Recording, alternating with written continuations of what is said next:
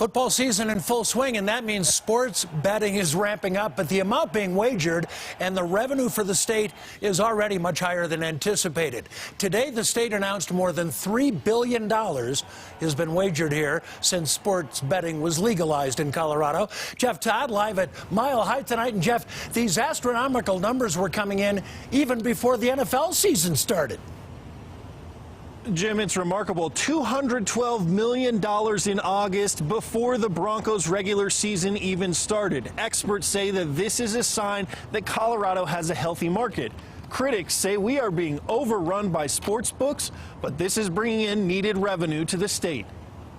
What's clear to me is that the market hasn't plateaued yet, and so I keep waiting for the numbers to sort of balance out, but they haven't yet. Speaker Alex Garnett helped lead the legislation to introduce sports betting to Colorado.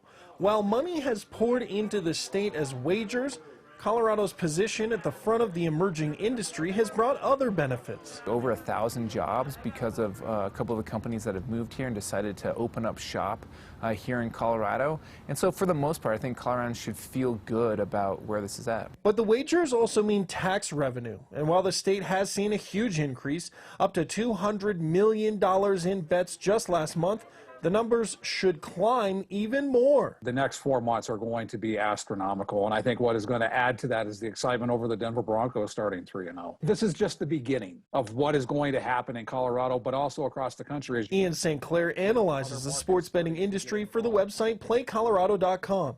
He says many states are trying to replicate what's working here. Colorado is going to be at the forefront of it. It is going to be a market that drives sports betting in the U.S. If there are small changes we need to make to improve the customer satisfaction across the state, that's what the legislature should do, and we're not afraid to look at those.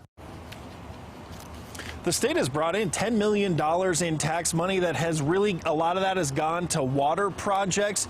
But there is some conversation starting to happen that as more users get involved, maybe a few more resources need to go towards gambling addiction. We're live in Denver tonight. Jeff Todd covering Colorado First.